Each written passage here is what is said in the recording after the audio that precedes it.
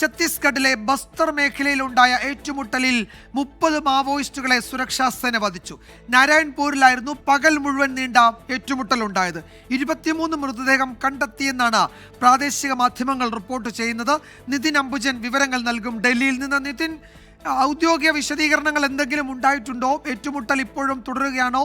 ഈ മേഖലയിലെ പ്രാദേശിക മാധ്യമങ്ങൾ അവിടെ നിന്ന് നൽകുന്ന റിപ്പോർട്ടുകൾ എന്തൊക്കെയാണ്? വിജയകുമാർ, ഇതുവരെ ഔദ്യോഗികമായിട്ടുള്ള വിശദീകരണം എന്തായാലും വന്നിട്ടില്ല. പക്ഷേ പ്രാദേശിക മാധ്യമങ്ങളടക്കം ഇപ്പോൾ പങ്കുവയ്ക്കുന്ന വിവരം ഏതാണ്ട് 30-ലധികം മാവോയിസ്റ്റുകളെ വധിച്ചു എന്നുള്ളതാണ്. ഇന്ന് ഉച്ചയ്ക്ക് 1 മണിയോടുകൂടിയാണ് നാരായൺപൂർ ദണ്ഡേവാഡ ജില്ലാ അതിർത്തിയായ അജുംബാദ് വനമേഖലയിൽ ഇത്തരത്തിലൊരു ഏറ്റുമുട്ടൽ ആരംഭിച്ചത്. ബസ്തർ വനമേഖലയിൽപ്പെട്ട ഒരു സ്ഥലമാണിത്. ഇവിടെ നേരത്തെ മാവോയിസ്റ്റ് സാന്നിധ്യം ഉണ്ടായിരുന്നു. മാവോയിസ്റ്റ് സംഘത്തിന്റെ യോഗം ഇന്ന് ഈ മേഖലയിൽ ചേരുമെന്ന രഹസ്യവിവരത്തെ തുടർന്ന് നടത്തിയ ഓപ്പറേഷനിലാണ് ഇത്തരമൊരു ഏറ്റുമുട്ടൽ അവിടെ തുടങ്ങിയത്. ഏതാണ്ട് 1 മണിക്കൂർ നേരം പോലീസിന്റെയും ഛത്തീസ്ഗഡ് പോലീസിന്റെ ടാസ്ക് ഫോഴ്സിന്റെയും അതോടൊപ്പം തന്നെ ജില്ലാ റിസർവ് ഗാർഡിന്റെ നേതൃത്വത്തിലുള്ള സംഘത്തിന്റെ ഭാഗത്തുണ്ടായ ഒരു രൂക്ഷമായ ഏറ്റുമുട്ടലാണ് അവിടെ നടന്നത്. ഏതാണ്ട് 1 മണിക്കൂർ നേരം മാവോയിസ്റ്റുകളുമായി ഏറ്റുമുട്ടൽ നടന്നു.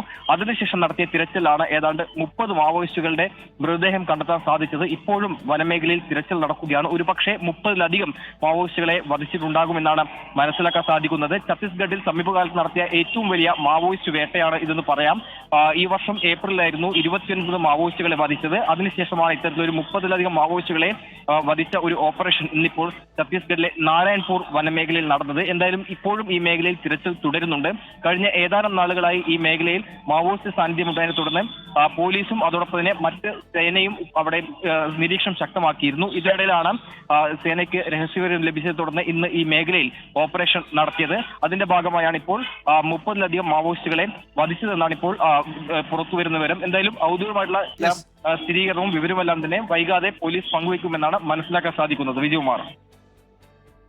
ബസ്തർ മേഖലയിൽ നേർക്കുനേർ ഏറ്റുമുട്ടൽ നടന്നു എന്നാണ് പ്രാദേശിക മാധ്യമങ്ങൾ റിപ്പോർട്ട് ചെയ്യുന്നത്. 23 മാവോയിസ്റ്റുകളുടെ മൃതദേഹം അവിടെ ഒന്ന് കണ്ടെത്തിയെന്ന് പറയുന്നു. മരണസംഖ്യ 30 പേരെ വധിച്ചു എന്നാണ് ഔദ്യോഗിക വിശദീകരണം വന്നിട്ടില്ലെങ്കിലും ഇതുവരെ കിട്ടുന്ന സൂചനകൾ. പക്ഷേ അതിലും കൂടുതൽ ആൾനാശം മാവോയിസ്റ്റുകൾക്കുണ്ടായിട്ടുണ്ട് എന്ന വിവരം കൂടി വരുന്നുണ്ട്. നിതിൻ അംബുജനാണ് വിശദാംശങ്ങൾ നൽകിയത്. സേനാ വിഭാഗങ്ങൾ ഒരുപക്ഷെ ഇന്നോ നാളെയോ അതിൻ്റെ കൂടുതൽ വിവരങ്ങൾ ഔദ്യോഗികമായി പുറത്തുവിട്ടേക്കും.